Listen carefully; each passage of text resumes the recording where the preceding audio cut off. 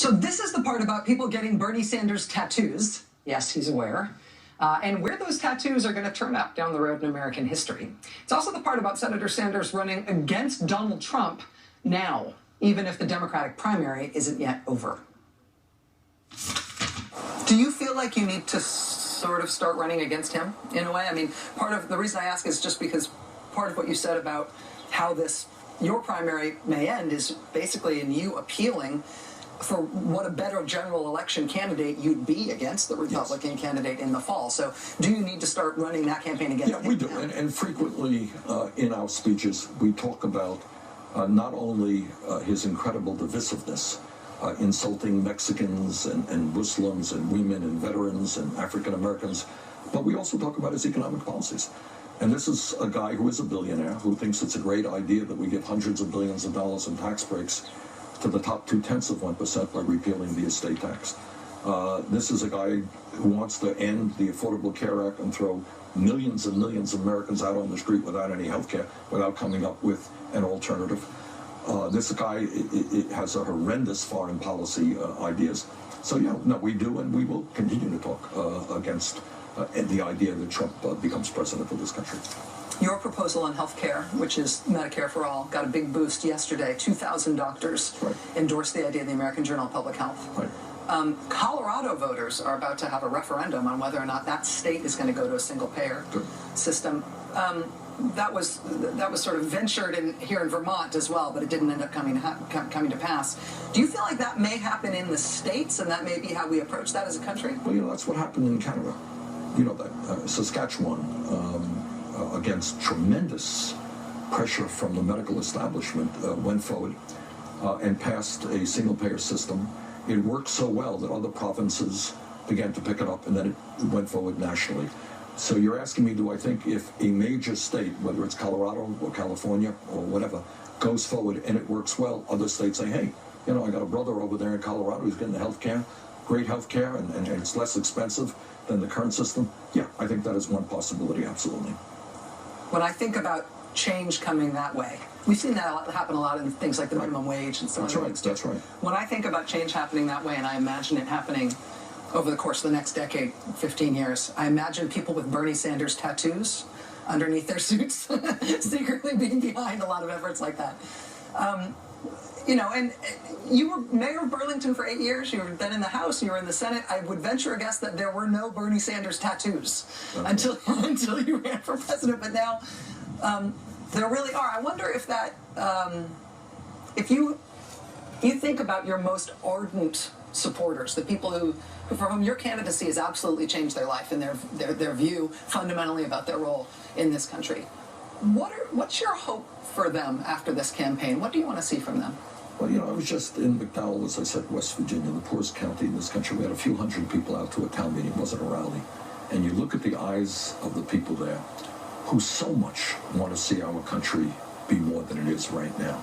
And we've had rallies, 25, 28,000 people. And it really makes me feel extraordinarily positive about the future of this country, looking into those eyes and seeing hope and a willingness to get involved in the struggle. So to answer your question, I think what we have done is make people realize that there is no rational reason why we have so much income and wealth inequality, such a high rate of childhood poverty, why we're behind the rest of the industrialized world on health care, paid family and medical leaves, why we are not doing more to combat climate change.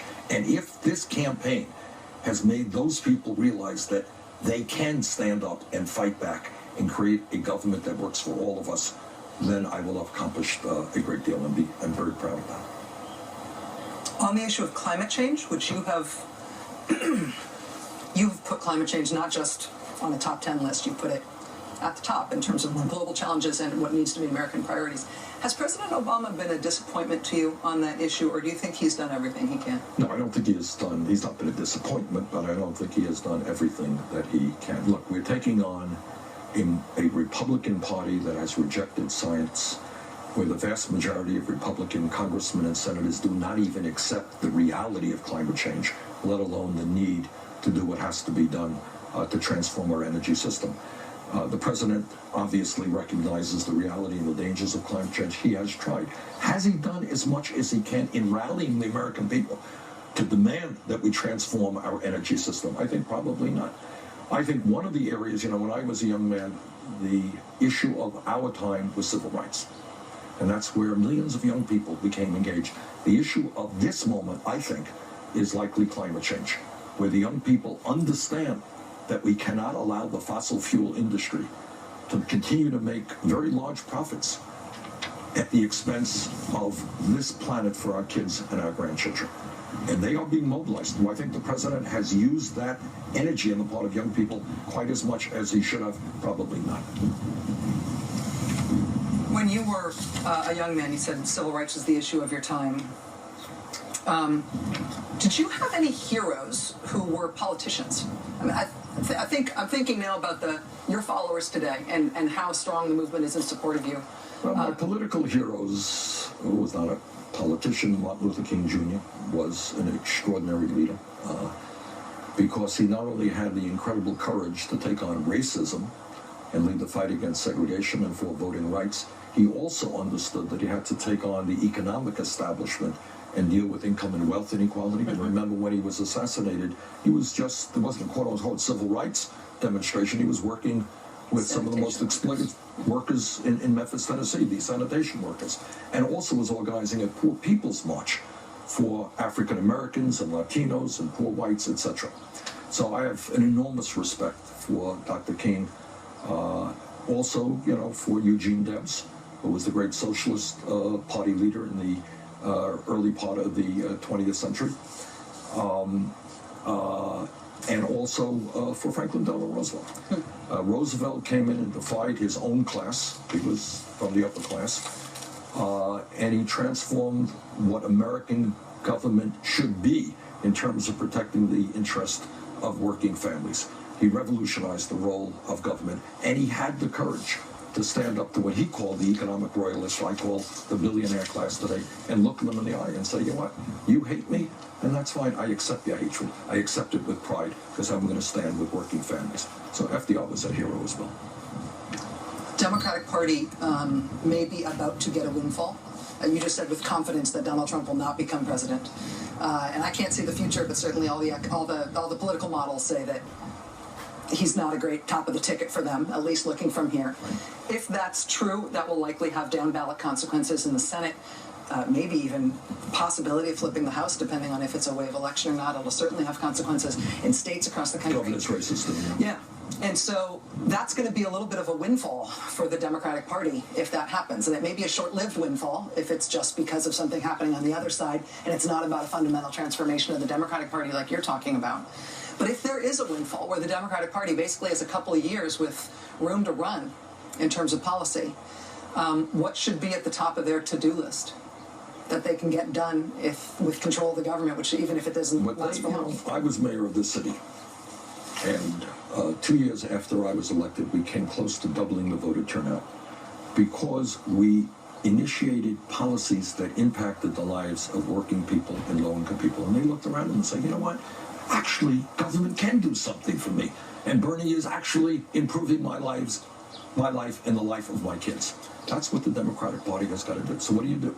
For a start, you fight for and you succeed in raising the minimum wage to $15 an hour in 50 states in this country. And you're going to have millions of workers who today are making $9, $10, $11 an hour and saying, Democratic Party, thank you. You've made it a little bit easier for me to raise my kids to live with dignity. Okay? You change these disastrous trade policies and you tell corporate America, you know what? You're going to invest in the United States of America and not just pay people in Mexico $3 an hour. And we start creating decent paying jobs. You rebuild our crumbling infrastructure. Nobody argues that our roads and our bridges and our water systems, Flint, Michigan, may be the worst, but it is not the only city. Put millions of people to work. Deal with criminal justice. Rachel, these are not far-flung ideas that will take decades to implement. We can do it if we have the guts to do it, if we have the guts to mobilize the American people to stand up and fight with us for those changes. Everything that I am saying is supported by the American people. Let's mobilize those people. Don't worry about hustling campaign contributions from Wall Street or from the fossil fuel industry. Forget about that.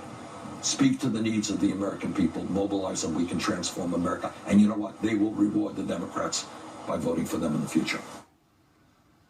Oh, yeah. I told you there was a lot of news in this interview. So far, Senator Sanders has laid out his to-do list for states that may turn blue this election because Donald Trump's at the top of the Republican ticket. He says he thinks he's going to win 25 states. He said if he doesn't get the majority of votes for the nomination, he's going to take his campaign to the convention, not to try to finagle a nomination there in a floor fight, but to try to improve the party platform in a floor fight. He's pledged that as a senator, he will personally block any effort by a President Trump to implement his Muslim ban. He said he's not working on a post-campaign organization for his supporters, but he kind of seemed to like the idea. He also said the Democratic Party should fund a Democratic equivalent to Fox News. But what he's about to say next, what he's about to pledge for the fall campaign in this last segment of the interview that's coming up right next, this thing is about to go off like a rocket in Democratic circles. Oh, yeah. That's next, that's last. Stay with us.